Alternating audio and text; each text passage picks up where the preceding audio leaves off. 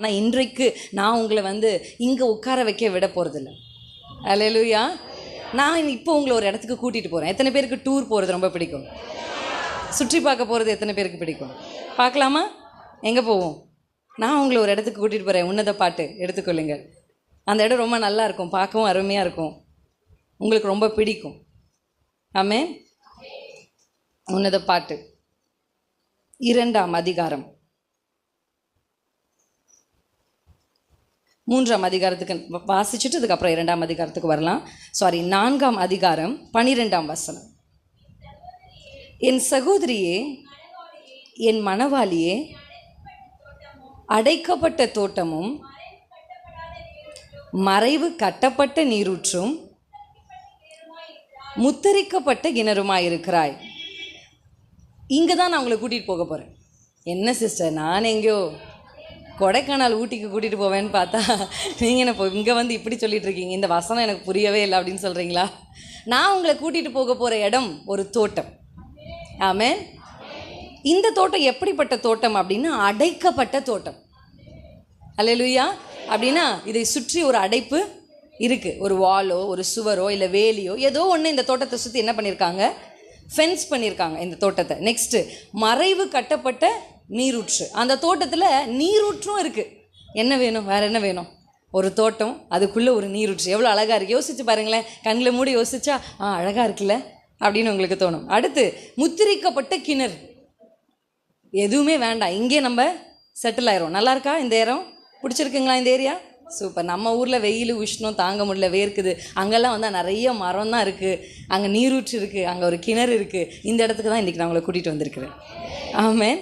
இந்த தோட்டத்துக்குள்ளே நிறைய மரங்கள், செடிகள், விலங்குகள் நிறைய இருக்கும். ஆமாம் தானே? 2ஆம் அதிகாரத்தில் நீங்கள் வாசிச்சிங்கன்னா அங்கே நரிகள் கூட வந்து போகுதான். அதுக்கு 2ஆம் அதிகாரத்தில் நம்ம வாசிக்கும் போது ரொம்ப அழகாக இருக்கும். நிறைய பறவைகளுடைய சத்தங்கள் எல்லாம் கேட்குது. அப்போ ரொம்ப ரம்யமான இந்த தோட்டம் நல்லா இருக்குது, பார்க்கவே நல்லா இருக்குது. நல்லா அடைக்கப்பட்டு யாரும் உள்ளே வர முடியாது, பெர்மிஷன் இல்லாமல் யாரும் வெளியே போக முடியாது. அப்படி ஒரு நல்ல தோட்டம். இந்த தோட்டத்தில் நிறைய வகையான மரங்கள் இருக்குது. ஆமென். அல்லேலூயா. அல்லேலூயா. இப்போ நீங்கள் உட்காந்துருக்கீங்களே, இதுதான் தோட்டம். ஆமென். சபை என்கிற தோட்டம். ஆமென். இந்த சபை என்கிற தோட்டத்துக்கு உள்ளே இருக்கிறவங்களுக்கு ஃபென்சிங் இருக்குது. ஆமென். சும்மாலாம் உங்களை யாரும் தொற்ற முடியாது. அல்லேலூயா. சாதாரணமாக உங்களை எந்த வைரஸும் தாக்க முடியாது. ஏன்னா நீங்கள் எங்கே இருக்கீங்கன்னா மறைவு கட்டப்பட்ட தோட்டத்துக்குள் இருக்கிறீர்கள். அல்லேலூயா. ஒரு சேஃப் ஜோனுக்கு வந்துட்டீங்க. ஆமென். ஆண்டவருடைய அனுமதி இல்லாமல் இந்த தோட்டத்திற்குள்ள நுழைய யாருக்குமே இல்லை, வர முடியாது. அப்படிப்பட்ட ஒரு தோட்டத்துக்குள்ளே கர்த்தர் உங்களை கொண்டு வந்திருக்கிறார். ஆமென். இந்த தோட்டத்தில் எந்த பஞ்சமும் இல்லை. சாப்பாட்டுக்கு பஞ்சம் இல்லை. ஆமென். காற்றுக்கு பஞ்சம் இல்லை. ஆக்சிஜன் இல்லை, ஆக்சிஜன் இல்லைன்றாங்க. இந்த தோட்டம் முழுசும் நல்ல நல்ல நல்ல ஆக்சிஜன் இருக்குது. ஆமென். அல்லேலூயா. அப்படி தான் இந்த சபையை குறித்து இந்த வசனம் ரொம்ப அழகாக விவரிக்கிறது. நிறைய மரங்கள் இருக்குதுன்னு சொன்னேன். ஆனால் அதில் முக்கியமாக சபைகளுக்குள்ளே நிறைய வித்தியாசமான ஆட்கள் இருப்பாங்க. நிறைய வித்தியாசம். ஒருத்தர் பார்த்தா அது நான் அதை சொல்லணுன்னா எனக்கு 1 மணி நேரம் ஆகும். ஆமென். வித்தியாசமான மரங்கள் இந்த தோட்டத்துக்குள்ளே இருக்குது. ஒரு சில மரங்கள் ஒய்யாரமாக வளர்ந்துருக்குறோம், ஆனால் கனியே இருக்காது. அல்லேலூயா. பார்க்க ரொம்ப அழகாக இருக்கும். அப்படியே என்னை பார் அப்படின்னு ஆடும், ஆனால் கனி இருக்காது. ஒரு சில மரங்கள் ரொம்ப சின்னதாக இருக்கும், ஆனால் அதில் நல்ல கனிகள் இருக்கும். அல்லேலூயா. ஒரு சில மரங்களுக்கு கனி தர தெரியாது, ஆனால் அதனுடைய இலைகள் மருந்தாக இருக்கும். ஆமென். அப்படி இந்த தோட்டத்துக்குள்ள வகை வகையான இவ்வளவு மரங்கள் இங்கே இருக்குது. ஆமென். ஆனால் சபையில் இருக்க வேண்டிய முக்கியமான ஒரு மரத்தை குறித்து நான் எனக்கு சொல்ல போகிறேன். இந்த மரம் ஒரு சபைக்குள்ளே இருந்துட்டுன்னா அந்த சபை தான் அந்த ஊருக்கே ஒரு முகவரி ஆயிடும். அல்லேலூயா. சபையை சொல்லித்தான் ஊரையே முகவரியாக சொல்லுவாங்க. ஆமென். அப்போ அந்த மரங்கள் உள்ளே இருக்கணும்.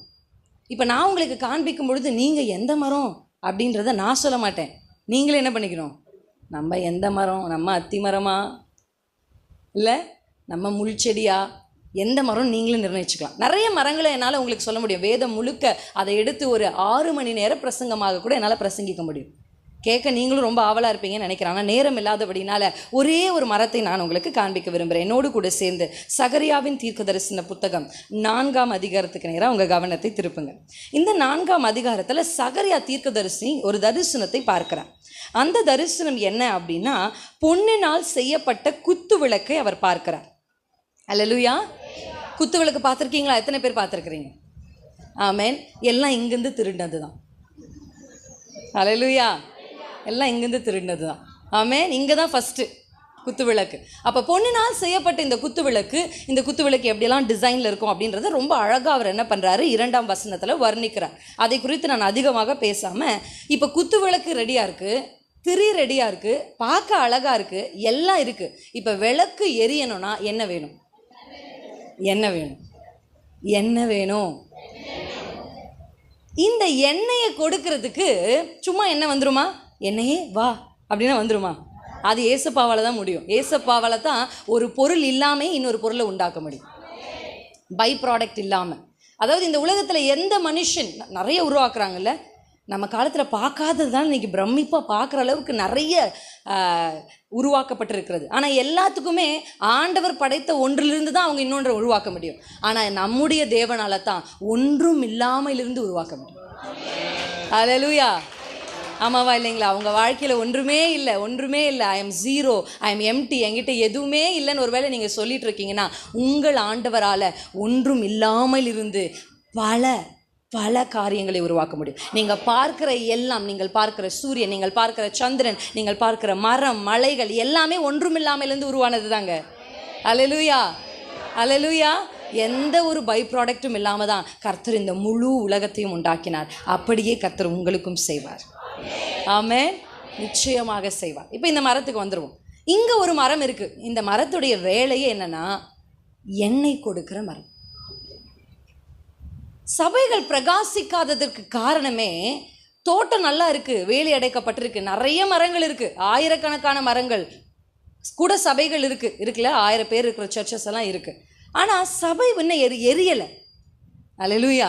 காரணம் என்னன்னா, நிறைய மரங்கள் இருக்குது, ஆனால் எரிய வைக்கிற எண்ணெயை உருவாக்குகிற இந்த ஒலிவ மரம் இல்லை. அல்லேலூயா. 2 ஒலிவ மரம் ஆண்டருக்கு போதுமா இந்த குத்து விளக்கை எரிய வைக்க? அப்போ இந்த வசனத்தை நான் வாசிக்கலாமா? என்னோடு கூட சேர்ந்து சகரியாவின் தீர்க்கதரிசன புத்தகம் 4ஆம் அதிகாரத்தினுடைய 11ஆம் வசனத்தை வாசிப்போம். பின்பு நான் அவரை நோக்கி குத்து விளக்குக்கு வலதுபுறமாகவும் அந்த 2 ஒலிவ மரங்கள் என்ன என்று கர்த்தரிடத்தில் கேட்டாராம். ஆண்டவரே, என்னப்பா இந்த மரங்கள்னா என்ன அப்படின்னு கேட்குறார். அடுத்து வாசிப்போம். ஓகே, 13ஆம் வசனத்தை வாசிப்போம். அதற்கு அவர், இவைகள் இன்னதென்று உனக்கு தெரியாதா என்றார். ஆண்டவனே, எனக்கு தெரியாது என்றேன். அப்பொழுது அவர், இவைகள் 2ம் சர்வ லோகத்துக்கும் ஆண்டவராய் இருக்கிறவரின். ஹல்லேலூயா. இந்த அபிஷேகம் பெற்றவர்கள் சபைகளுக்குள்ள இருந்தாங்கன்னா அந்த சபை பிரகாசிக்கும். ஹல்லேலூயா. நீங்கள் இந்த உலகத்திற்கு வெளிச்சமா இருக்கிறீர்கள். ஆமென். வெளிச்சமா இருந்தா அந்த வெளிச்சத்தின் இடத்திற்கு ராஜாக்கள் நடந்து வருவாங்க. ஹல்லேலூயா. வெளிச்சமா இருந்தா இருளில் இருக்கிற ஜனங்களுக்கு நம்ம என்ன பண்ணலாம்? பெரிய வெளிச்சத்தை வீசலாம். மரண இருளின் திசையில் அமர்ந்திருக்கிறவர்களுக்கு இந்த சபை எப்படி இருக்கணும்? சாகணும்னு நினைக்கிறவங்க இது வழியா போகும் பொழுது ஏதோ ஒன்று அவர்களை பிடித்து உள்ள இழுக்கணும். ஹல்லேலூயா. ஹல்லேலூயா. எத்தனையோ பேரை கர்த்தர் அப்படி கொண்டு வந்திருக்கிறார். இந்த சபையை நிறுவின நம்முடைய தகப்பனாரையே கர்த்தர் அப்படிதான் இழுத்துட்டு வந்தார். ஹல்லேலூயா.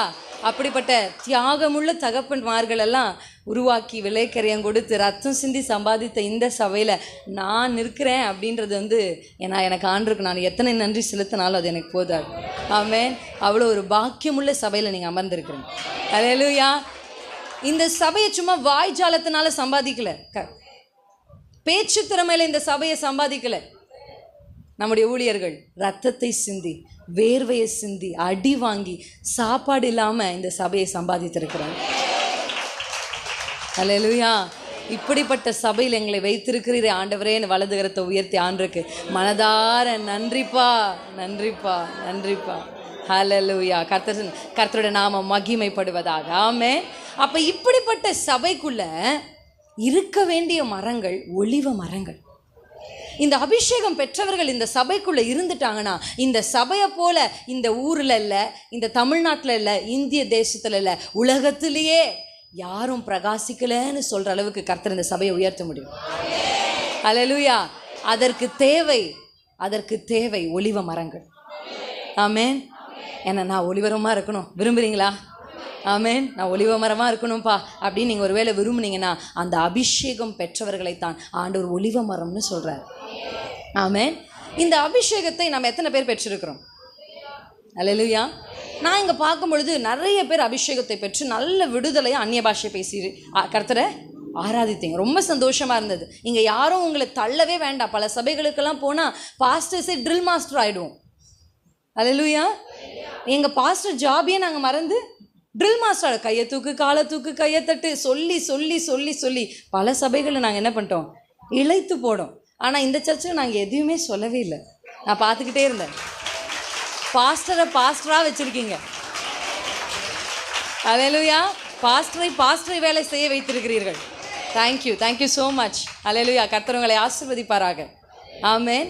அந்த அபிஷேகம் அப்படின்னு சொன்ன உடனே நமக்கு ஞாபகம் வரதெல்லாம் நம்ம பாடல் பாடும் பொழுது, நம்ம கர்த்தரை ஆராதிக்கும் பொழுது, நம்ம நல்ல ஆவியில் நிரம்பி நல்ல உடலெல்லாம் அசைத்து நல்ல கரங்களை தட்டி அந்நிய பாஷை பேசுகிறது. ஆமென். இதுதான் முதல் படி. ஆமென். அல்லேலூயா. நான் எப்படி முன்னாடி உங்களை தோட்டத்துக்கு கூட்டிகிட்டு போனேனோ, இன்றைக்கு நீங்கள் நிற்கிற இந்த முதல் படியிலிருந்து உங்களை அடுத்த படிக்கு இழுக்க போகிறேன். அல்லேலூயா. வரீங்களா? அல்லேலூயா. சூப்பர். அல்லேலூயா. ரொம்ப நல்லா ஒத்துழைக்கிறீங்க. கர்த்தர் நல்லவராக இருக்கிறார். இந்த இரண்டாம் படி என்ன அப்படின்னு சொன்னால், ஆண்டவருக்கு ரொம்ப ஆசையாக ஏசப்பாக்கு இந்த பூமியில் 33.5 வருஷம் வாழும் பொழுது ஏசுவுக்கு ரொம்ப ஆசை. நமக்கு எல்லாருக்கும் ஆசை இருக்கும் இல்லை? எனக்கு இது ஆசை சிஸ்டர், நம்ம வாலிப பிள்ளைக்கு எனக்கு அந்த சுடிதார் வாங்கணும், அந்த செருப்பை வாங்கணும், இல்லை நம்ம அம்மாக்களை கேட்டால் என் பிள்ளைக்கு அதை வாங்கி தரணும். எல்லாருக்கும் ஒரு வகையான ஆசைகள் இருக்குது. ஏசப்பாக்கும் ஒரு ஆசை இருந்துச்சு. அல்லேலூயா. அந்த ஆசையை இயேசு கிறிஸ்து இந்த பூமியில் இருக்கும்போது சொன்னார், எனக்கு ஒரு ஆசை இருக்குது, எனக்கு ஒரு விருப்பம் இருக்குது அப்படின்னு சொன்னார். அந்த விருப்பம் என்னன்னு தெரிஞ்சுக்கலாமா? எப்பொழுதுமே நம்ம ஆசையே ஆண்டவர்கிட்ட சொல்கிறோம். ஆண்டவருடைய ஆசை என்னன்னு நம்ம கேட்டதே இல்லை. ஆமாம் தானே? பழக்கமே இல்லை நமக்கு எப்பவுமே நம்மளை பற்றி கவலை தான்.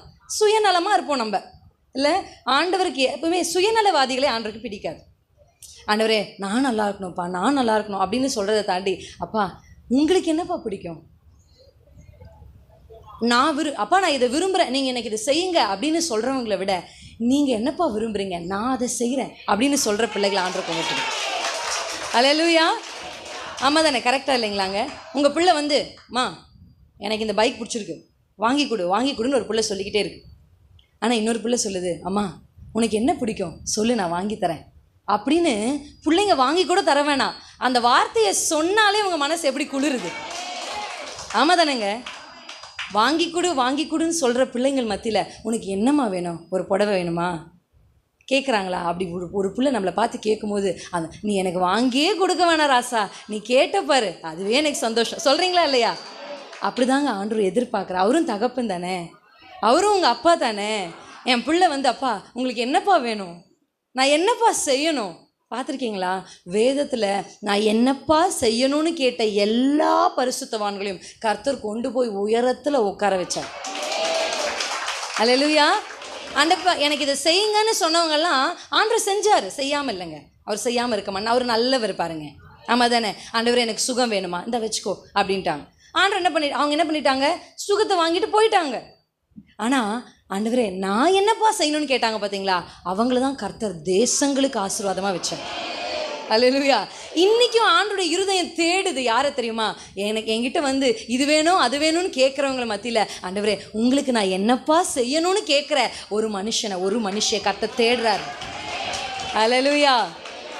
ஆண்டவரே என்னப்பா செய்யட்டும் அப்படின்னு நீங்கள் கேட்டுட்டீங்கன்னு வச்சுக்கோங்களேன், கர்த்தர் உங்களுக்கு செய்கிறது மட்டும் இல்லாமல் உங்களை கொண்டு உங்களுக்கு ஆசீர்வாதத்தை தர்றது மட்டும் இல்லைங்க, உங்களை ஆசீர்வாதமாக மற்றவர்களுக்கு மாற்றிடுவார். ஆமாம் தானே?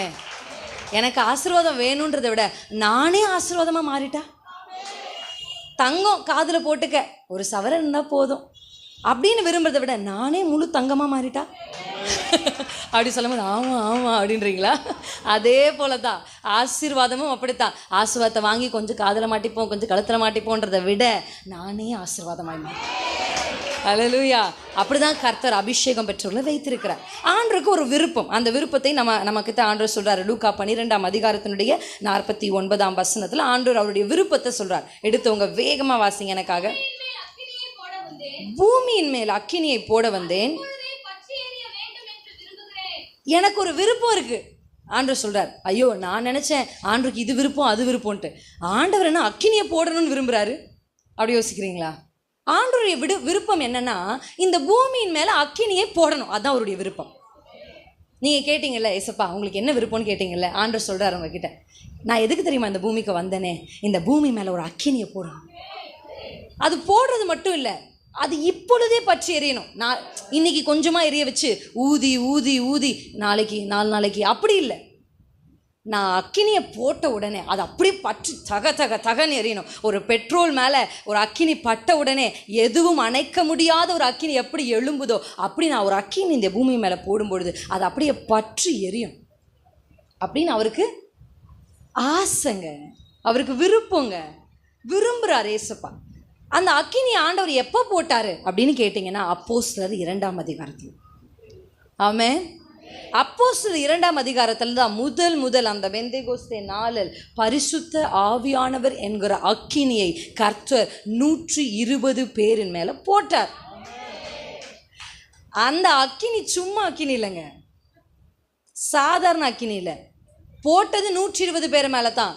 ஆனால் பற்றி எரிந்தது அன்றைய தினமே 3000 பேரை கர்த்தரான். ஆண்டவர் சொன்ன வார்த்தை அப்படியே நிறைவேறுது பார்த்தீங்களா? அக்கினி பூமியின் மேல் அக்கினியை போட வந்தேன், அது இப்பொழுதுன்னு சொன்னார், உடனே நடக்கணும்னார். அவங்க அந்நிய பாஷை பேசும் பொழுதே சுற்றி இருக்கிறவர்கள் ஓடி வந்து அன்றைக்கே 3000 பேர். அன்றைக்கே நடந்ததா? அடுத்த நாள் நடந்ததா? இல்லைங்க. ஒரு 3 நாள் கன்வென்ஷன் வச்சு 3ஆவது நாள் 3000 பேர் ரட்சிக்கப்பட்டார்களா? இல்லை. அன்றைய தினத்திலே ஒரே பிரசங்கத்திலேயே 3000 பேர் சபைகளுக்குள்ள சேர்த்து. எப்படி அந்த அக்கினியுடைய வல்லமை பார்த்து. அக்கினியை பற்றி உங்களுக்கு தெரியும்னு நினைக்கிறேன். நீங்கள் அக்கினிக்குள்ளே எதை போட்டாலும் அந்த அக்கினி அதை அக்கினி ஆக்கிரும். புரிஞ்சிச்சா உங்களுக்கு நான் சொல்கிறது? எரியிற ஒரு நெருப்புக்குள்ளே போயிட்டு ஒரு விறகு கட்டையை போடுங்க, அது என்ன ஆக்கிடும்? அக்கினி ஆக்கிடும். போய் ஒரு பேப்பரை போடுங்க, அதை எதை நீங்கள் அந்த அக்கினிக்குள் போட்டாலும் அது என்ன ஆக்கிரும்? அக்கினி ஆக்கிரும். யோசிப்பீங்க. அப்போ தண்ணி ஊற்றுனா யோசிப்பீங்க தானே? நம்ம யோசிக்க மாட்டோம், வாலிப பிள்ளைங்க சில பேர் யோசிப்பாங்க. ஆமாம், என்னக்கா அப்படி சொல்கிறீங்க, எதை போட்டாலும் அது தண்ணி ஊற்றுனா எப்படி அக்கினி ஆகும் அப்படின்னு நீங்கள் கேட்குறீங்களா? என்னுடைய ஆண்டவருடைய அக்கினியில் ஆகும். எப்படி ஆகும்? எலியா அன்றைக்கு அக்கினினால் உத்தரவு அருளுகிற தெய்வனே தேவன் என்று சொல்லும் பொழுது சுற்றி ஒரு குழியை தோண்டி அதை முழுசும் தண்ணீரினால் நிரப்பி இருக்கும் பொழுது வானத்திலிருந்து இறங்கி வந்த அக்கினி அந்த தண்ணீரையும் நக்கி போட்டது. ஹல்லேலூயா. இந்த அக்கினியை தண்ணீரோ வெள்ளங்களோ தணிக்க முடியாதுங்க, தணிக்காது. இந்த அக்கினியை நக்கி போட்டுரும் அந்த தண்ணீரையும். ஹல்லேலூயா. யாராலையும் கர்த்தர் அன்றைக்கு பெந்தேகோஸ்தே நாளில் 120 பேர் மேலே போட்ட அக்கினியை இன்றைக்கும் ஒருவராலும் தணிக்க முடியலை. அழிக்க நினைக்கிறாங்க, முடிக்க நினைக்கிறாங்க, நசுக்க நினைக்கிறாங்க, முடியலையேங்க. எவ்வளோ பேர் சொன்னவங்கெல்லாம் வந்து போயிட்டாங்க. ஆமென். வந்து போனார்கள். ஆனால் இந்த அக்கினியை ஒருவராலும் தணிக்க முடியாது. அப்படி ஒரு அக்கினி அன்றைக்கு 120 என்ற குறைவான எண்ணிக்கையின் மேல் கர்த்தர் போட்டது. எப்பயுமே ஆண்டவருக்கு இந்த மைனாரிட்டினா ரொம்ப பிடிக்கும். அல்லேலூயா. நான் சொல்கிற மைனாரிட்டி அந்த மைனாரிட்டி இல்லை. எவ்வளோ பேர் இருந்திருப்பாங்க அந்த எருசலேமுக்குள்ள. வசனம் சொல்லுது, சுற்றி இருக்கிற சகல தேசத்திலிருந்தும் அந்த யூதர்கள் அந்த நாளைக்கு வந்திருந்திருக்காங்க பெந்தேகோஸ்தே நாளுக்கு. அப்போ ஆயிரக்கணக்கான லட்சக்கணக்கான மக்கள் இருக்கும் பொழுது கர்த்தர் அந்த லட்சங்களின் மேல் கண் வைக்காமல் எனக்காய் காத்திருக்கிற 120 பேரின் மேல் கண் வைத்தார். அல்லேலூயா. எத்தனையோ வீரர்கள் சின்ன வயசுல இந்த யுத்தத்துக்கு பழக்குவிக்கப்பட்டு யுத்தத்துக்கு ஆயத்தமாய் அணிவகுத்து உடை உடுத்தி கைகளில் ஈட்டிகளை வாள்களை பிடித்து கொண்டு யுத்தத்துக்கு தயாராக இருக்கும் பொழுது அந்த வீரர்கள் மேல் கர்த்தர் கண் போட்டு அவர்களை அபிஷேகித்து கோலியாத்தை தூக்காம மைனாரிட்டியா இருக்கிற ஒரே தாவீதை கையில் எடுத்தார் என் கர்த்தர். அல்லேலூயா, அல்லேலூயா. சைஸ் முக்கியம் இல்லைங்க, வயசும் முக்கியம் இல்லை, அபிஷேகம் தான் மேட்டர். ஆமென். யாருக்குள்ள அக்கினி இருக்கோ அவங்க பற்ற வைத்துருவாங்க. அவங்களால சும்மாவே இருக்க முடியாது. ஆமென். எனக்குள்ள அந்த அக்கினி இருக்குது. நான் பஸ்ஸில் போனாலும், அல்லேலூயா, ட்ரெயினில் போனாலும், ஆட்டோவில் போனாலும் அந்த அக்கினி அடுத்தவங்களுக்கு போடாமல் விடவே மாட்டேன். நேற்று கூட என் கணவர் என்னை குறித்து சாட்சி சொல்லிட்டு இருந்தார். அடி கூட வாங்குற அளவு கூட வந்துருக்கு. அல்லேலூயா. ஏன்னா எனக்குள்ளே இருக்கிற இந்த அக்கினி என்னால் பற்ற வைக்காமல் இருக்க முடியலைங்க, அதை தணிக்க முடியலைங்க, எரிந்து கொண்டே இருக்கிறது. அல்லேலூயா. அப்படிப்பட்ட அக்கினியை நீங்கள் பெற்றிருக்கிறீங்களா? ஆமென். அந்த அக்கினியை பெற்றிருக்கிறவர்களுக்கு அடையாளம் என்ன? பாட்டு பாடும் பொழுது வேகமாய் கைகளை தட்டுவார்கள், மடமட மடவென்று அந்நிய பாஷை பேசுவார்கள், சரீரங்களை வலது இடதுபுறமாக அசைப்பார்கள், சில டைம் 360 டிகிரியிலும் சுற்றுவார்கள். இதுவா அடையாளம்? வேதம் என்ன சொல்லுகிறது? 49ஆம் வசனத்துக்குரிய அடுத்த வசனங்களை வாசித்து நான் விளக்கிறதுக்கு டைம் இல்லை, நான் வேகமாக முடிக்கணும், அதனால் வேகமாக போகிற 20 நிமிஷம் தான் எனக்கு இருக்குது. ஆமென். என்ன அடையாளம் அப்படின்னா, அடையாளமே அவர்களை கர்த்தர் பிரித்து விடுவார். ஆமென். இந்த அக்கினி ஒருவருக்குள்ளே இருந்தா அவங்க மற்றவர்களோடு, அவங்க உலகத்தோடு, அவங்க பாவத்தோடு சேரவே மாட்டாங்க. எப்படி ஒரு தாமரை இலை தண்ணீரோடு சேராதோ, வாய்ப்பே இல்லை, சேரவே. எவ்வளோ நீ குடமாக அது மேலே ஊற்றினாலும் சேராது. சேர்க்க அதற்கு அந்த தன்மையை கர்த்தர் கொடுத்திருக்கிறார். அப்படிதான் அபிஷேகம் பெற்றவர்கள். அடுத்த வசனத்தை நம்ம வாசிக்கலாமா? 49க்கு அப்புறம் 51 வாசிப்போம். நான் பூமியின் மேல் சமாதானத்தை உண்டாக்க வந்தேன் என்று நினைக்கிறீங்களா? இல்லப்பா, பிரிவினையே உண்டாக்க வந்தேன். ஆமென். நம்ம அப்பாவுக்கு பேரு சமாதான காரணர், சமாதான பிரபு. ஆமாதானே? உலகம் தர முடியாத சமாதானத்தை தருகிறவர். அவரால் அதையும் பண்ண முடியும், இதையும் பண்ண முடியும். ஆமென். இந்த உலகத்திலே ஆண்டவர் முதல்ல செய்த வேலை சிருஷ்டிப்பு. ஆமாதானேங்க? ரைட் வர்றோம். இரண்டாவது அவர் என்ன செஞ்சார் தெரியுமா? பிரிக்கிறார். கரெக்டா இல்லையா? ஆண்டவர் என்ன பண்றாரு? வெளிச்சம் உண்டாக கடவுது உண்டாக்கிட்டாரா? செகண்ட் என்ன பண்ணாருங்க? வெளிச்சத்தையும் இருளையும் வெவ்வேறாக பிரித்தார். ஆதியாகமம் 1ஆம் அதிகாரத்திலே என் ஆண்டவர் வேலையை ஆரம்பித்து விட்டார், பிரிக்கிற வேலை. அவருக்கு சேர்க்க மட்டும்தான் தெரியும். நீங்க நினைச்சிட்டு இருக்கீங்க இல்லைங்க, அவர் உங்களை பிரிச்சாரா இல்லைங்களாங்க? ஆமாம் ஆமாம் ஆமாம், என்ன பிரிச்சார் என் ஆண்டவர். ஆமாதானே? எங்கோ இருந்தோம், யாரோடையோ ஒட்டி கொண்டிருந்தோம், எதையோ செய்து கொண்டிருந்தோம். கர்த்தர் வந்தார், இப்போ கையை பிடிச்சார், வா, இந்த ஆக்களோடு நீ செட்டு சேர கூடாது, இது செட்டு ஆகாதுமா, ஏன்னா உனக்குள்ள நான் வைக்க போகிற அபிஷேகம் அப்படிப்பட்டது. அல்லேலூயா. நான் இந்த பூமி மேலே சமாதானத்தை அல்ல பிரிவினை தான் உண்டாக்க வந்தேன். அப்போ இந்த அபிஷேகம் பெற்றவர்கள், இந்த ஒலிவ மரம், இந்த அக்கினியை உடையவர்களுக்கு ஒரு சாட்சி இருக்குது. அப்படின்னா இவங்க உலகத்தோடு ஒத்து போகவே மாட்டாங்க. சாக கூட சாவாங்க, நான் ஒத்து போக மாட்டாங்க. அதுதாங்க அபிஷேகம் பெற்றவர்களுடைய அடையாளம். அல்லேலூயா. நான் செத்தாலும் சாவோம், ஆனால் இதற்கு முன் நான் வணங்குவதில்லை. அவன் தான் அபிஷேகம் பெற்றவன். அல்லேலூயா. என்னை விடுவித்தாலும் சரி, விடுவிக்காவிட்டாலும் சரி, கர்த்தர் தான் என் ஆண்டவர். ஆமாதானங்க? ஒத்து போகவே இல்லைங்க. தானியேல், ஷாத்ராக், மேஷாக், ஆபேத்நேகோ என்ற வாலிபர்கள், ஆமென், வேத புத்தகத்தில் கலக்கினவங்கெல்லாம் வாலிபர்கள் தான். அது பிசாசுக்கு நல்லா தெரியும். அதனால தான் வாலிபர்கள் அதிகமாக டார்கெட் பண்ணுறான். ஆமென். அந்த வாலிபர்கள் ஒத்து போவே இல்லை. எல்லாரும் சாப்பிட்றாங்கல்ல, சாப்பிட வேண்டியது தானே. அதில் என்ன இருக்குது? ஆண்டவர் என்ன உள்ளே போகிறதெல்லாம் ஒன்றும் தீட்டுப்படுத்தாதுன்னு சொல்லியிருக்கிறாரு. அதனால் படைச்சதுன்னா என்ன, கிடைச்சதுன்னா என்ன, சாப்பிட்டுப்போம். இந்த ஸ்வீட் அப்புறம் நமக்கு கிடைக்குமா? காசு கொடுத்து இந்த ஸ்வீட்டை நம்மளால் வாங்க முடியுமா? கொடுக்குறாங்கல்ல, அன்பாக கொடுக்குறாங்க, அன்பு தானேங்க அப்படின்னு சொல்லி அன்புக்காக என்ன பண்ணுறது? காம்ப்ரமைஸ். நமக்கு நான் நினைப்பேன், நிறைய கிறிஸ்தவர்களுக்கு இயேசுவை விட நேசிக்கிறதா நினப்பு. ஆமென். அன்பு தானேங்க, அன்புக்காக நம்ம போய் அவங்க நான் ஒன்றும் கும்பிடுறதில்ல, சும்மா கூட தான் நின்னேன். சும்மா கொடுத்தாங்க, சாப்பிட்டேன். அன்றைக்கு தானியேல், ஷாத்ராக், மேஷாக், ஆபேத்நேகோ என்ன முடிவெடுத்தார்கள்? சாப்பிட மாட்டோம் முடிவெடுத்தாங்களா இல்லையாங்க? கர்த்தர் அவர்களை 10 மடங்கு சாமர்த்தியசாலிகளாய் மாற்றினார். உங்கள் பிள்ளைங்க சாமர்த்தியமாக இருக்கணும். என் பிள்ளை மற்ற பிள்ளைங்களோட வித்தியாசமாக இருக்கணும். நான் இயேசுவை நேசிக்கிறேன்ல, இயேசுக்காக நான் வைராக்கியமாக இருக்கல, என் பிள்ளை அப்படி இருக்கணும் இப்படி இருக்கணும் நீங்கள் நினைக்கிறீங்களே, அப்போ நீங்கள் முதல்ல பிரிந்து வாங்க அதை விட்டு. அல்லேலூயா. ஆசை இருக்குங்க, அர்ப்பணம் இல்லை நம்மக்கிட்ட. மழையே பெயர்த்து சமுத்திரத்தில் தள்ள ஆசை தான், ஆனால் அர்ப்பணம் டக்குன்னு விழுந்து போயிடுறோம்ல. டக்குன்னு ரொம்ப சீக்கிரமாக நம்மளை ஒருத்தர் என்ன பண்ணிட முடியுது. ஆனால் ஒரு மனுஷனுக்குள்ள இந்த அக்கினி இருந்தால் எதுவுமே அவர்களை காம்ப்ரமைஸே பண்ணிக்க மாட்டாங்க. அவங்க பார்த்துருக்கீங்களா? வேத புத்தகத்தில் என்னால் அப்படி எத்தனையோ பேரை உங்கள் கண்களுக்கு முன்னாடி நிறுத்த முடியும். நான் ஒத்த ஆளாக இருந்தாலும் பரவாயில்ல, நீங்கள் 100கணக்கான தீர்க்கதரிசிகளாக இருந்தாலும் பரவாயில்ல, என் கூட தான் ஏசப்பா இருக்கிறார். அவன் நின்றான், அதனால் வென்றான். ஆமென். நம்ம நிற்கிறது இல்லைங்க, அதனால தான் தோற்று போயிடுறோம். ஐயோ அங்கே நிறைய பேர் இருக்காங்க, சொந்தங்கள்லாம் இருக்குது, என்ன இருந்தாலும் முக்கியம் தானேங்க, அப்படி சொல்லி தானேங்க காம்ப்ரமைஸ் பண்ணிங்க. அப்படி சொல்லி தானேங்க விக்கிரகங்களை விட்டு வந்தவர் நீங்களே மறுபடியும் விக்கிரகங்களுக்கு முன்பாக போய் நின்றீங்க. அப்படி சொல்லி தானேங்க விட்டு வந்ததின் மேல் உங்களுடைய கவனத்தை மறுபடியும் திருப்பினீங்க. கர்த்தர் இன்றைக்கு உங்க கூட பேசுகிறார்.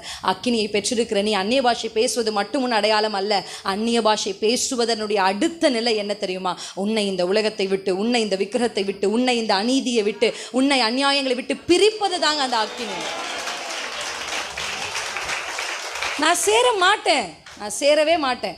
சொத்து கிடைக்காது பரவாயில்ல, நிலம் கிடைக்காது பரவாயில்ல, நீ வச்சுக்கோ நிலத்தை. என் தகப்பனாகிய யாக்கோபு கோலும் கையுமா தான் புறப்பட்டு போனா, ஆனா வரும் பொழுது 2 பரிவாரம் இருந்ததல்லவா? ஏசா வச்சுக்கோ வச்சுக்கோ வச்சுக்கோ வச்சுக்கோ ஏசா, நான் தான் அப்புறம் உன்னை வந்து காப்பாற்ற போறேன். அப்படி ஒரு நிலைமை வரும்.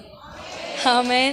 நாங்கள்லாம் அப்படி தாங்க விட்டு வந்தோங்க, விட்டு வந்தோம். இப்படி தைரியமாக பிரசங்கிக்கிறேன், முழக்கமாக பிரசங்கிக்கிறேன்னா என் இயேசுவுக்காக எவ்வளவோ காரியங்களை, என்னுடைய ஆசையை, என் விருப்பத்தை, பணங்களை, லட்சத்தை கர்த்தருக்காக துச்சமாக விட்டுட்டு வந்தேன். ஆமென். எனக்கு வேண்டாம். அழுதாங்க எங்கள் அம்மா, உங்கள் அப்பா மாதிரியே எங்களை நடு ரோட்டில் விட்டு போறியா ஊழியத்துக்கு? அழுதாங்க எங்கள் அம்மா. நான் சொன்னேன், எனக்கு ஜீவன் கொடுத்த இயேசுவை தான், அவருக்குத்தான் என் வாழ்க்கை. அல்லேலூயா. அப்படி என்னுடைய வாழ்க்கையில் தைரியமாக நிறைய முடிவுகளை நான் கர்த்தருக்காக எடுக்க என் கர்த்தர் எனக்கு கிருபை செய்தார். ஆமென். அன்றைக்கு எடுத்த அந்த முடிவுகள் தான் இன்றைக்கு கர்த்தருக்கு முன்பாகவும் உங்களுக்கு முன்பாகவும் நிற்க என்னை தகுதியுள்ளவளாய் மாற்றினது. ஆமென். இன்னைக்கு ஏன் என்னால் ஜெயிக்க முடியல, இன்னைக்கு ஏன் என்னால் ஒரு வெற்றியுள்ள வாழ்க்கை வாழ முடியல, ஏன் இன்னைக்கு நான் அபிஷேகம் பெற்றிருக்கிறேன், அந்நிய பாஷை பேசுகிறேன், சபைக்கு போகும்போது நல்ல உற்சாகமாக தான் இருக்குது, ஆனால் வீட்டுக்கு வந்தால் என் உற்சாகம் எல்லாம் தணிந்து போயிடுது. நான் வேறு மனுஷியாக இருக்கிறேன், அங்கே ஒரு வேஷமாக இருக்குது, இங்கே ஒரு வேஷமாக, எனக்கே தெரியுது என்னால் முடியல. ஏன்னா நீங்கள் இன்னும் அந்த உலகத்தோடு, இன்னும் அந்த விக்கிரகங்களோடு, இன்னும் அந்த அநீதியோடு இணைந்து இருக்கிறது தான் காரணம். இந்த அக்கினி வந்துச்சுன்னா, உண்மையாவே கர்த்தர் தான் அந்த அக்கினியை உங்கள் மேலே போட்டார்னா, உண்மையாவே நீங்கள் அபிஷேகம் பெற்றவர்களாக இருப்பீர்கள் என்று சொன்னார், உங்களால் அவர்களோடு இசைந்து போக முடியாது. என்னோடு கூட எடுத்து திருப்பிக் கொள்ளுங்கள். 2 கொரிந்தியரின் புத்தகம் 6ஆம் அதிகாரத்தில் வாசிக்கலாமா? 2 கொரிந்தியர் 6ஆம் அதிகாரம் 14ஆம் வசனம். அந்நிய நுகத்திலே அவ்விசுவாசிகளுடன் பிணைக்கப்படாதிருப்பீர்களாக. சம்பந்தம் ஏது? ஐக்கியம் ஏது? கிறிஸ்துவுக்கும் பேலியாளுக்கும் இசைவேது? அவ்விசுவாசிகளுடனே விசுவாசிகளுக்கு பங்கு ஏது? அல்லேலூயா, அல்லேலூயா.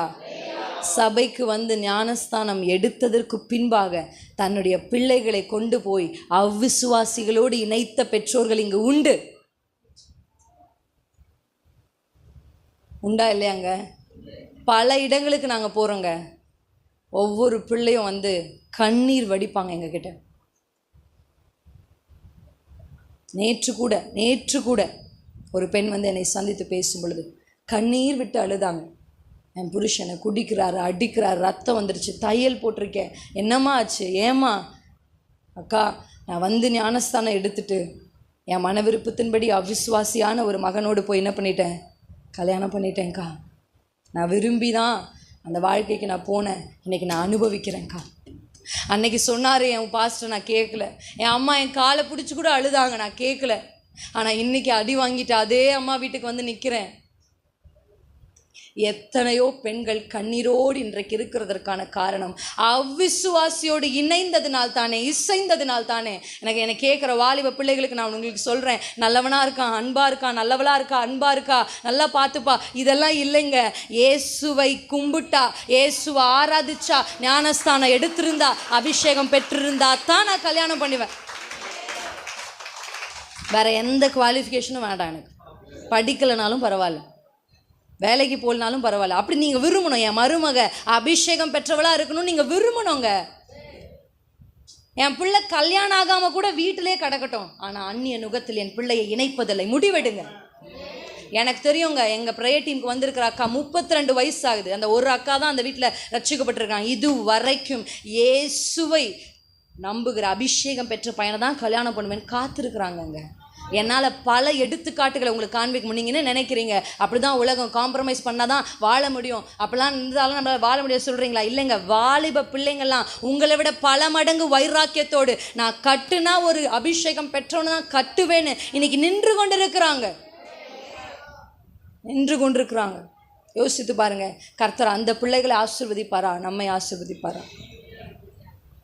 ஆண்டவர் ஒருவேளை அப்படி அந்நிய நுகத்தோடு போய் பிணைக்கப்பட்டு இருந்தீங்கன்னா ஆண்டவர் சமூகத்தில் போய் முட்டி போட்டு, அப்பா நான் செய்தது தப்புப்பா, நான் தான்ப்பா தப்பு பண்ணேன், தெரிந்தே நான் தவறு செய்தேன் என்று கர்த்தரிடத்தில் அழுது ஒப்புரவாகுங்க. ஏன்னா அவங்க அப்பா நீடிய பொறுமை உள்ளவருங்க, அவருக்கு இரக்கத்தில் ஐஸ்வர்யம் உள்ளவருங்க. நிச்சயமாக சேர்த்து கொள்வாருங்க. கொஞ்சம் அடிப்பார், கொஞ்சம் காயப்படுத்துவார், ஆனால் அவரே கட்டு போட்டுருவாருங்க. ஹல்லேலூயா. அவருக்கு அது தெரியுங்க. ஆமென். நிச்சயமாக உங்களுக்காய் கர்த்தர் செய்வார். ஆனால் ஒரு முடிவெடுக்கணும்ப்பா, நான் இந்த தவறை செய்தேன், என் பிள்ளைகளை, என் சந்ததியில் ஒருத்தர் கூட அந்நிய நுகத்தில் பிணைக்கப்படக்கூடாது என்று முடிவெடுங்க.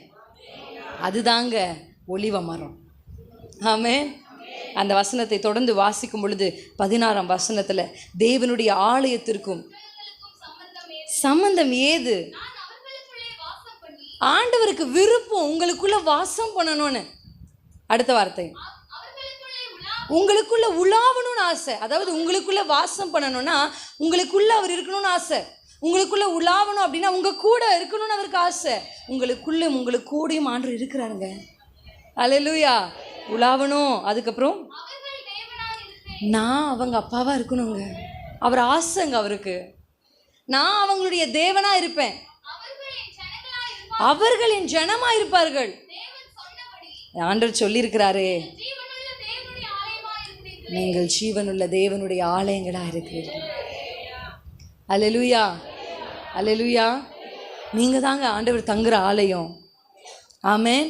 ஆனா இந்த ஆலயத்துக்குள்ள விக்கிரகங்கள், இந்த ஆலயத்துக்குள்ள அவிசுவாசத்தின் நினைப்புகள், இந்த ஆலயத்துக்குள்ள அநீதிகள் எப்படிங்க வரலாம்? அல்லேலூயா. ஆண்டவர்கிட்ட சொல்லுங்க, அப்பா நான் ஒரு நாளும் இசைந்து போயிடக்கூடாது, நான் ஒரு நாளும் ஐக்கியம் ஆயிடக்கூடாது, நான் ஒரு நாளும் ஒத்து போயிடக்கூடாதுப்பா, நான் ஒரு நாளும் அவர்களுக்கு பின்பாக பணத்துக்காக பொருளுக்காக போயிடக்கூடாதுங்க. பிசாசு தந்திரம் என்ன தெரியுமாங்க?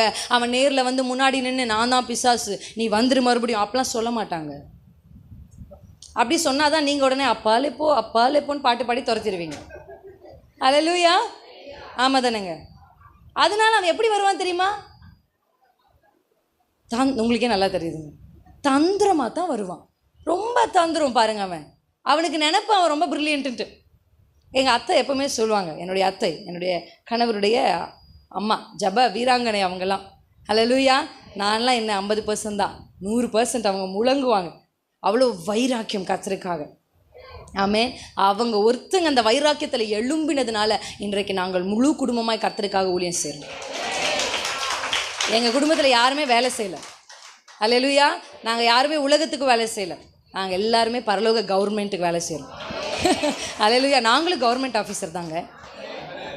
ஹல்லேலூயா, ஹல்லேலூயா. இங்கெல்லாம் கவர்மெண்ட் மாறிடும், ஆனால் அந்த கவர்மெண்ட் மாறாது. என்னை ஆண்டவர் நேற்றும் இன்றும் என்றும் மாறாதவர். ஹல்லேலூயா. மாறாத கவர்மெண்ட்டுக்கு நாங்கள் ஆஃபீஸருங்க. ஹல்லேலூயா. அதனால் இந்த போஸ்டிங்கே எங்களுக்கு ரொம்ப பிடிச்சிருக்கு. ஹல்லேலூயா.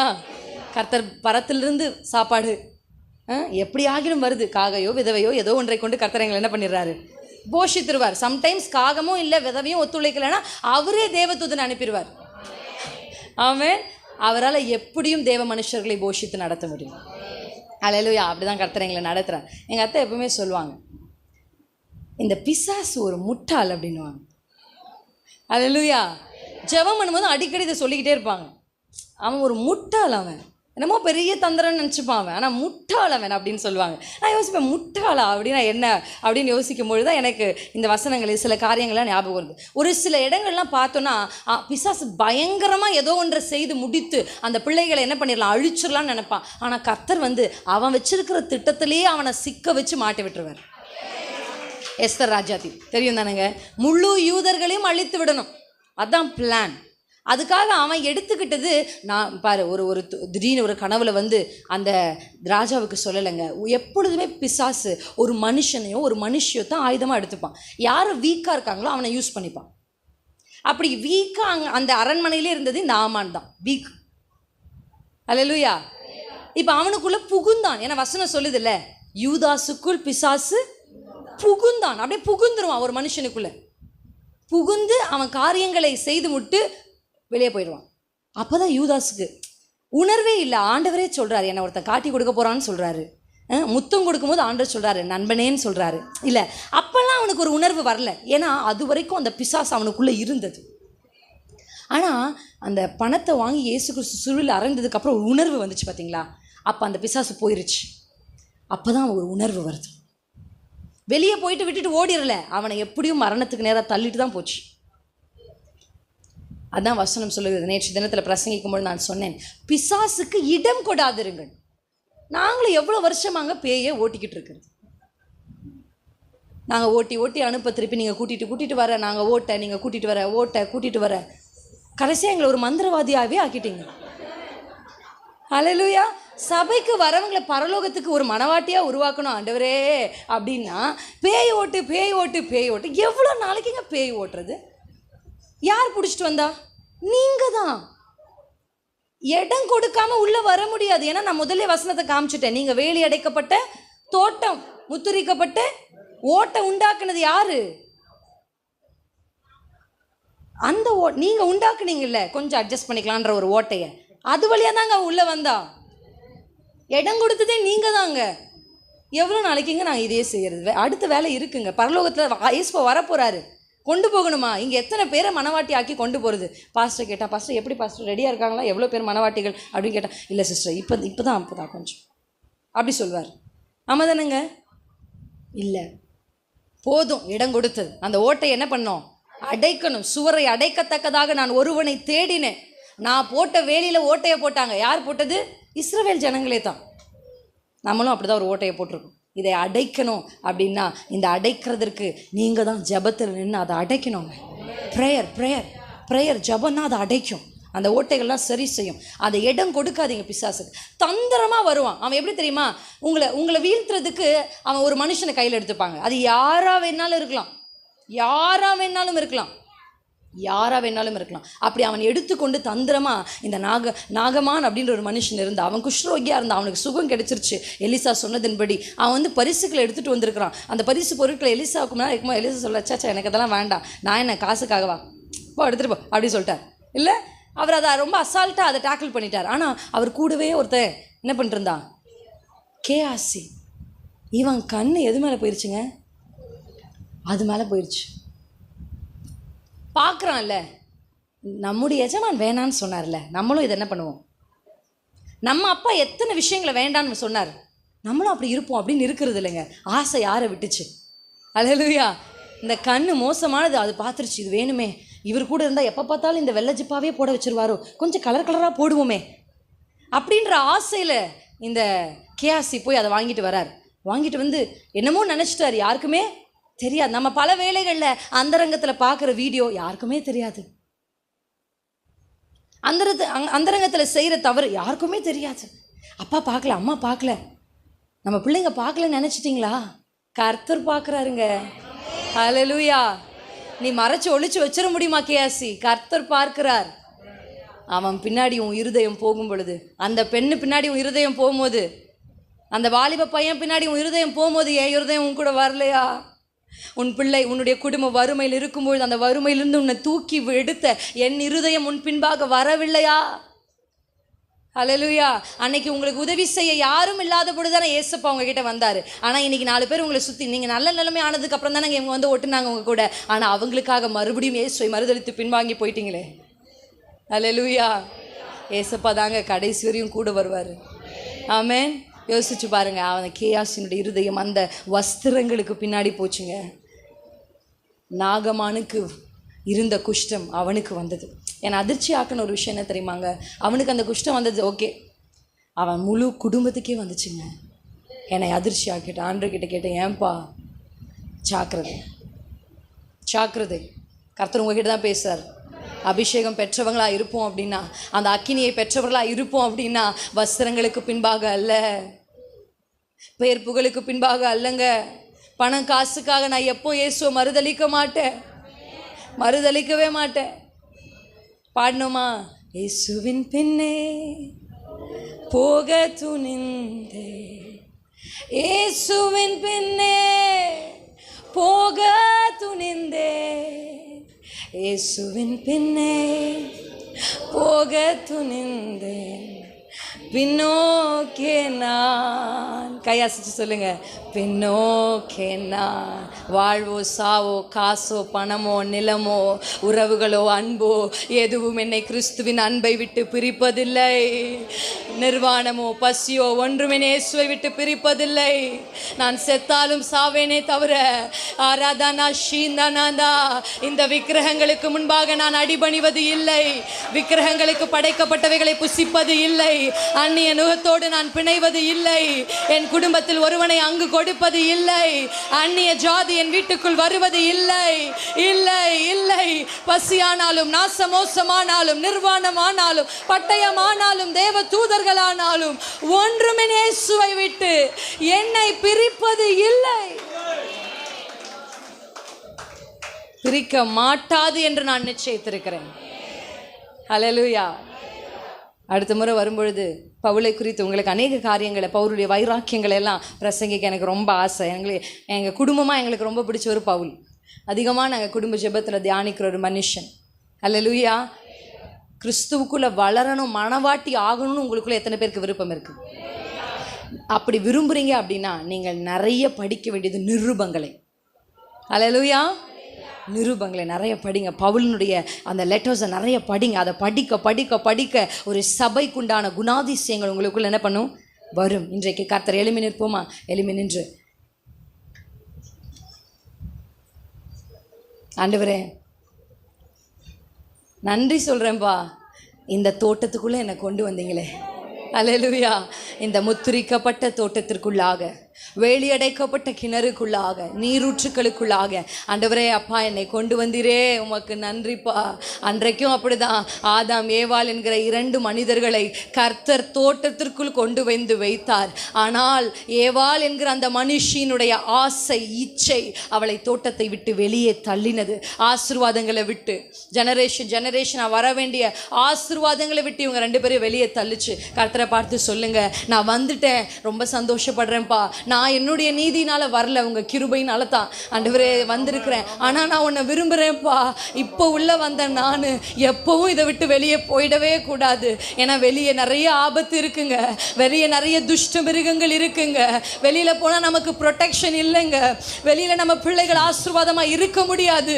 இந்த தோட்டத்துக்குள்ளே இருந்தாதான், இந்த சபைக்குள்ளே இருந்தாதான், இந்த தோட்டத்தில் தான் நல்ல தண்ணீர் கிடைக்கும், இந்த தோட்டத்தில் தான் நல்ல ஆகாரம் கிடைக்கும், இந்த தோட்டத்தில் தான் நல்ல காற்று கிடைக்கும், இந்த தோட்டத்தில் தான் சாயங்காலமானா என் ராஜாதி ராஜா உலாவ வருவாரு, என் நேச மணவாளன் உலாவ வருவாரு, என் நேச மணவாளன் இந்த தோட்டத்துக்குள்ள தான் வருவாரு.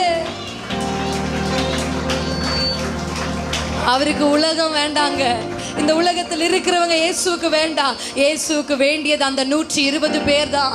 இயேசுவுக்கு வேண்டியது நீங்க தான். இயேசுவுக்கு வேண்டியது நான் தாங்க.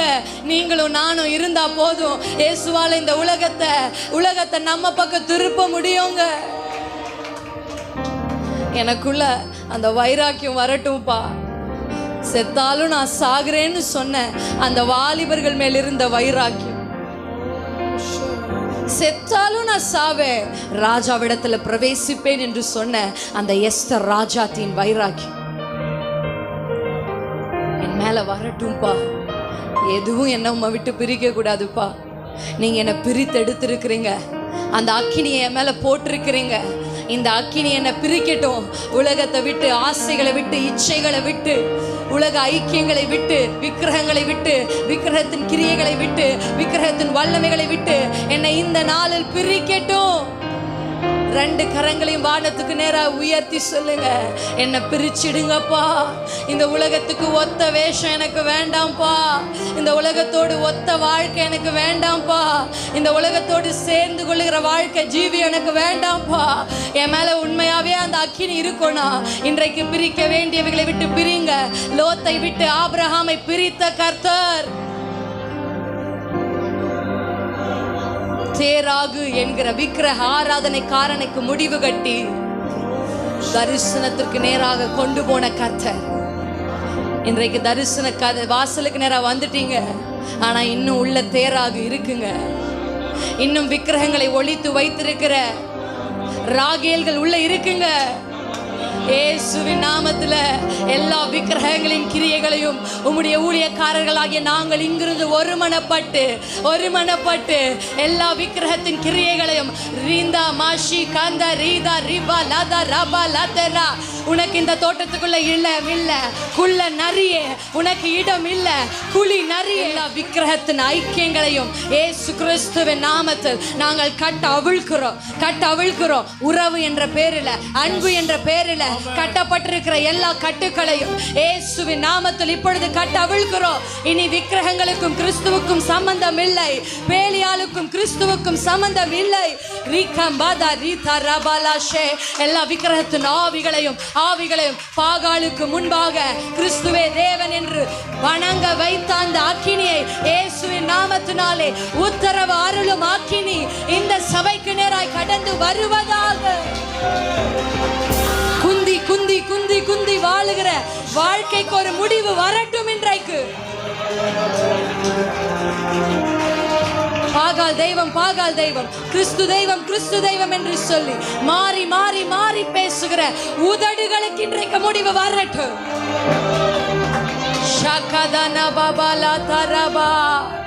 குந்தி குந்தி நடந்த வாழ்க்கைக்கு ஒரு முடிவு வரட்டும். அனலும் இல்ல குளிரும் இல்ல, வெதுவெதுப்பான ஒரு வாழ்க்கை. லவோதிகாயா சபையே, உன்னை பார்த்து கர்த்தர் சொல்லுகிறார், நீ அனலாவது குளிராவது ஏதாவது ஒரு பக்கம் இருந்தா நல்லா இருக்குமேப்பா. நீ வெதுவெதுப்பா இருந்தா ரொம்ப நாளைக்கு உன்னால என்ன வச்சுக்க முடியாது.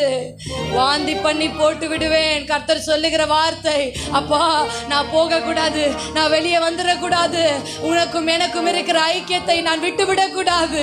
கர்த்தர் தாமே இன்றைக்கு என் மேல் ஒரு அக்கினியை போடும். வாயை திறந்து கேளுங்க, என் மேல் ஒரு அக்கினி, இன்றைக்கு பிரிவினையை உண்டாக்குகிற அக்கினி, என்னை இந்த உலகத்தை விட்டு, பாவத்தை விட்டு, ஆண்டவரே இச்சைகளை விட்டு பிரிக்கிற ஒரு அக்கினி இன்றைக்கு இந்த சபையை பற்றி பிடிப்பதாக.